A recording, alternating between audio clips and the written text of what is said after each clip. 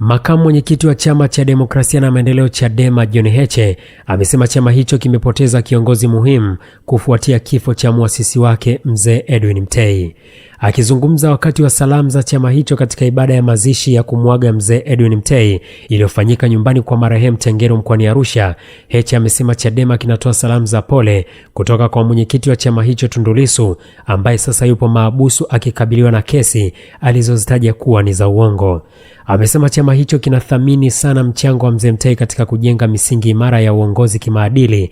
Ameeleza kuwa mzee Mtei aliwahi kuacha nafasi ya waziri wa fedha baada ya kutofautiana kimtazamo na rais aliyekuwa madarakani hayati Julius Nyerere, akibainisha kuwa si jambo rahisi kwa kiongozi kuacha madaraka ya juu kwa misingi ya msimamo na taaluma. Sisi tumefiwa na muasisi wa chama chetu mzee Mtei, ambaye amejenga taasisi hii ambayo imekuwa chama kikuu nchini Tanzania. Sio chama kikuu cha upinzani, chama kikuu Tanzania. Kwa wale mnaotuona sisi Chadema na misimamo yetu, ni kwa sababu ya DNA, vinasaba vya muasisi wa chama chetu. DNA yetu sio kufitin kwamba jambo lifanyike rahovyo sisi tutafute njia ya kufitin. Sisi hatuko hapo. Mzee Mtei aliacha uwaziri, mimi nimekuwa mbunge, waziri wa fedha, kwa sababu ametofautiana na rais. Na sasa hivi baba askofu ingekuwa hatari, kwa sababu angeweza kupotea au lolote lingempata. Aliacha uwaziri. Nani anaweza kuacha uwaziri leo? Sana utakachofanya, rais anataka tuende hivi, utaalamu wangu uniambii tuende hivi, lakini ngoje niende hivi, ni fit in pale anapotaka ili tuende mbele. Kwa huyu ni mtu ambaye ametujengea taasisi ambayo ni ya mfano, na sisi tunamkumbuka sana na tutamkumbuka. Nimeona hapa watu wanasema tutofautiane kwa sera. Sasa hivi ukitofautiana kwa hoja ndio unapotea. Watu wanapotea na hawaonekani, sio mzaha.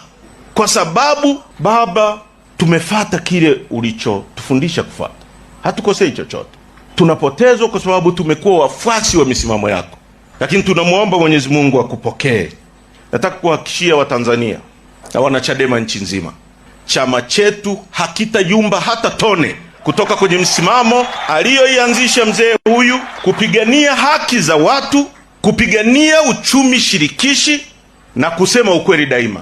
Kwa upande wake, mwenyekiti wa zamani wa Chadema Freeman Mbowe ametaka serikali kukiri ukweli na kuwaachia wafungwa wa kisiasa waliopo gerezani ili kuponya majeraha ya Watanzania ambao wana maumivu makubwa. Sifa moja ya mzee Mtei ambaye mimi ninamfahamu vizuri na nimefanya naye kazi kwa karibu sana, ni mtu mkweli, asiyeyumba katika misimamo yake, lakini anayetekeleza ahadi zake. Na kuhitaji Mheshimiwa Waziri Mkuu, utambue wewe na viongozi wenzako wa serikali kwamba taifa letu bado lina maumivu makubwa sana. Na nitakuwa mnafiki au mswahili nisipolisema hili. Maendeleo ambayo umetueleza kwamba serikali itasimamia ni jambo jema, tunashukuru. Lakini hakuna jambo la maana na la muhimu kuliko uhuru wa watu katika nchi yao. Hawa viongozi wangu wa chama chetu wana maumivu. Magerezani wamejaa viongozi ambao wanastahili kuungana na Watanzania wenzao kuyaona matunda ya nchi yao.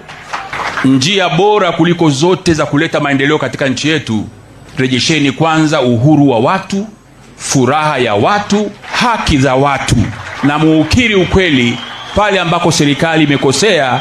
Isione aibu kusema tulikosea hapa, turekebishe. Nina hakika hata viongozi wa chama changu watakuwa tayari kuwasikiliza ili tuitafute kesho iliyo bora katika nchi yetu.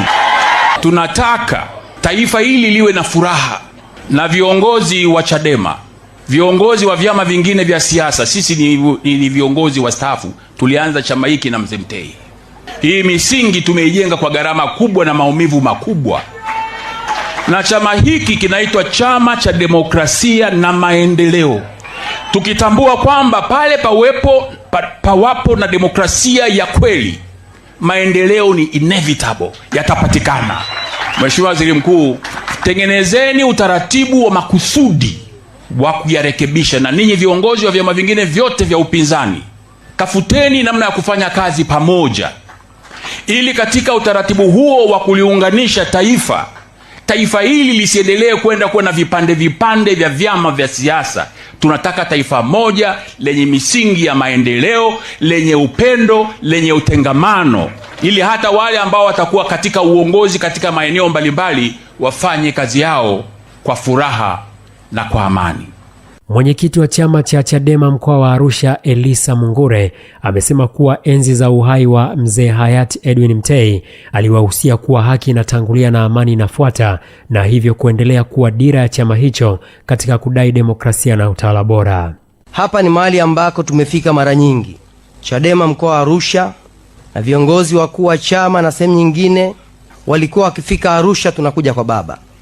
Mzee Mtei ni mtu muhimu sana kwenye nchi yetu, kwa sababu ndiye mtu pekee aliyeanzisha chama imara, chama makini ambacho mpaka leo kinatetea haki kwa Watanzania.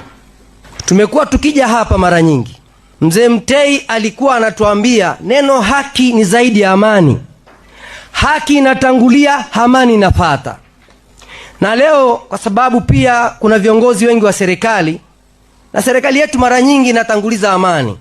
Haki ndiyo inatangulia, alafu amani inafuata. Tunaiomba sana serikali kwa kumheshimu mzee Mtei itende haki kwa Watanzania. Kwa upande wake, Waziri Mkuu wa Tanzania Dr. Mwigulu Nchemba ameahidi kuwa serikali italifanyia kazi wito wa viongozi wa dini na wanasiasa na waliotaka taifa likae pamoja, lijenge ukweli na lifanye mazungumzo ya maridhiano ili kuponya na kuunganisha nchi. Mzee Mtei alikuwa anapenda haki na kusimamia haki. Mzee Mtei alikuwa anapenda maendeleo. Niseme nimeyapokea yale niliyoyasikia kwa niaba ya serikali. Nimeyapokea. Yote nimeyapokea. Na bahati nzuri political will ipo. Na mimi ndo nimetumwa kusimamia. Serikali haitakuwa kikwazo cha kuhakikisha kwamba nchi inakuwa moja na tunasonga mbele. Na mimi niwahakikishie tutavuka. Mzee Edwin Mtei aliyezikwa leo nyumbani kwake Tengeru mkoani Arusha ataenziwa katika historia ya siasa ya vyama vingi kama miongoni mwa waasisi wa chama cha demokrasia na maendeleo Chadema. Mzee Mtei alihudumu katika nafasi mbalimbali ikiwemo gavana wa kwanza wa Benki Kuu ya Tanzania BOT mwaka 1966 hadi mwaka 1974. Pia anakumbukwa kama mmoja wa watumishi na viongozi wenye mchango mkubwa katika ujenzi wa taifa kwenye eneo la fedha, uchumi na mipango.